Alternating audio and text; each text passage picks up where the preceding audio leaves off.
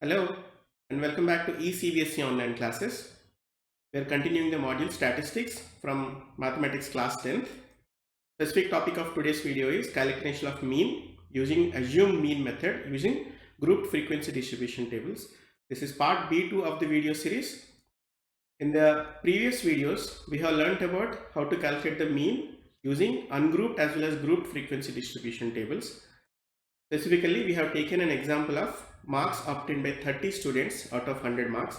So this is the raw data that we have used, and when we use the formula mean is equal to x bar is equal to sigma xi fi divided by sigma fi. The ungrouped frequency distribution table is looking like this. Here we have taken individual scores as xi, and the summation of xi fi is coming out to be 1779, and the calculated mean has come out to be 59.3. Okay, with the same data we have proceeded further to create a grouped frequency distribution table, and it looked like this. Here the xi is class mark instead of individual scores. Okay, the class mark is defined as average of lower class limit and upper class limit of a specific class. Okay, here the summation of xi fi, which is sigma xi fi, is coming out as 1860, and the calculated value is 62. Okay, this was called as direct method using grouped frequency distribution tables. And we have also noted that the mean calculated from ungrouped data is 59.3 and group data it is 62. Okay, the difference is because of the midpoint assumption, because in each class we have assumed that all the data points are of the value which is equal to class mark. Okay, now we have seen why we need the direct method when we already have the ungrouped frequency distribution tables, correct? Why is that? Because direct method has reduced the calculations a little bit. Okay, but if xi and fi are large enough, the calculations can be still tedious, correct? But is there a way that we can further simplify this? Yes, there is a way, that is called as assumed mean method. Okay, now let me take you through the details of assumed mean method. We have already known that the formula of mean is equal to x bar is equal to sigma xi fi divided by sigma fi. This is not going to change. Okay, the way we calculate is going to change slightly.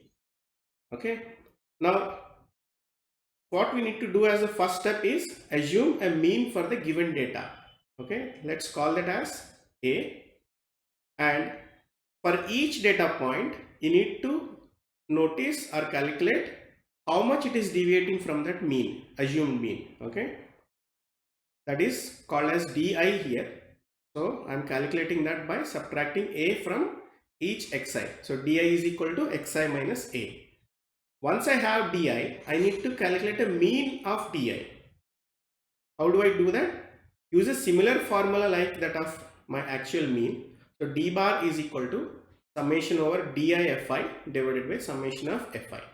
Okay, if you notice this formula, this is exactly similar to the mean formula, except that xi is replaced with di here. So we are essentially taking the mean of the deviations instead of the actual values. Okay, then we proceed further to calculate the actual mean by adding a to the mean of the d. Okay, x bar is equal to d bar plus a. So this sounds very simple, right? Some of you may not be convinced that how is this formula is derived. So let's proceed towards proving that x bar is indeed is equal to d bar plus a. Okay, now for a moment let's keep the formula of mean is equal to x bar is equal to sigma xi fi by sigma fi on a side.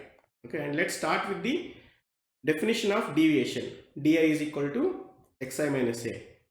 So now on top of this, what we should do is multiply both sides with fi. Okay, when you have an equation, if you multiply both sides of the equation, like left hand side and right hand side, with the same thing, the equation still holds. So now the equation becomes di fi is equal to xi fi minus a fi. Okay, here I am denoting fi in slightly different color so that you can easily distinguish it. Now on top of this equation, you apply summation. Okay, here I is an index, right? So it is specifically talking about the individual value, but when you summate it, it will apply for the entire data. So now the equation becomes sigma di fi is equal to sigma xi fi minus sigma a fi. Notice that here a is a constant, it is not changing with the index I, so we can take that outside. Okay, then the equation becomes sigma di fi is equal to sigma xi fi minus a times sigma fi. So now what you can do is divide this entire equation on both sides with sigma fi. So now the equation becomes sigma di fi divided by sigma fi is equal to sigma xi fi divided by sigma fi minus a. Notice here from the definitions of d bar and x bar, sigma di fi by sigma fi is nothing but our d bar. Similarly, sigma xi fi by sigma fi is our x bar. So d bar is equal to x bar minus a. If you rearrange this, x bar is equal to d bar plus a. See, this is the same formula that we have noted in the description of this assumed mean method. Okay, now let's proceed towards a worked example here. So I'm taking the same data, raw data of marks obtained by 30 students out of 100 marks. So this table is grouped frequency distribution tables as usual. Okay, the class mark here is xi, the frequency here is fi. I haven't changed any of this. Now what we need to do is assume a mean first. Okay, usually the mean, if you take such that it is in the middle of these values x1, x2, x3, etc., it will be an appropriate assumption. Okay, here my x1, x2, x3 are 17.5, 32.5, 47.5 and so on up to 97.5. So the middle two values are 47.5 and 62.5. So I am taking 47.5. You can as well take it 62.5. So I am sticking to 47.5. So my A is equal to 47.5.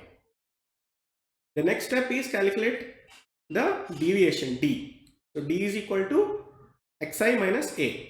I am making another column here. Di is equal to xi minus A. So A is 47.5 here. For the first row, xi is 17.5. So di is 17.5 minus 47.5, that is equal to minus 30. Similarly, for the second row, it is 32.5 minus 47.5. It is coming out as minus 15. Similarly, for the third row, it is 0. Fourth row, it is 15. Fifth row, it is 30. Sixth row, it is 45. Okay, now I got deviation for all the rows. Now the next step is to calculate the product of frequency fi times deviation di. So I need to calculate di fi. I am making another column here and calculating di fi. For the first row, it is 2 into minus 30, that is minus 16. Second row, it is 3 into minus 15, that is minus 45. Third row, it is 7 into 0, which is 0. Fourth row, 6 into 15, that is 90. Fifth row, it is 6 into 30, which is 180. Seventh row, it is 6 into 45, that is equal to 270. Now the immediate next step is to summate the last column, which is DIFI. So my sigma DIFI should be calculated. Here be careful, there are 2 negative numbers and 3 positive numbers. So if you want to be sure that your answer is correct, first summate the negative numbers. Here it is minus 60 and minus 45. Sum of those will be minus 105. Sum of all the positive numbers is 90 plus 180 plus 270, which is coming out as 540. Okay, so you need to subtract 105 from 540. So sigma DIFI is coming out as 435. So your sigma DIFI is 435.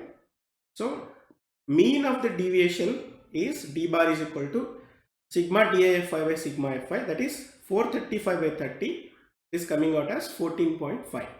So your average value is x bar is equal to d bar plus a, that is equal to 47.5 plus 14.5, which is equal to 60.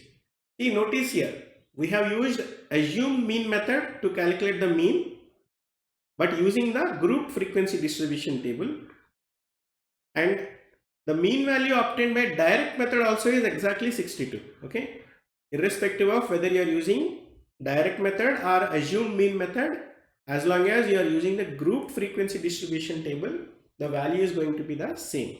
Okay, it's the assumed mean method only to make your calculation look less tedious. Okay, hope you like this video. Stay tuned. In the next video we are going to describe the next method of calculating mean using group frequency distribution tables.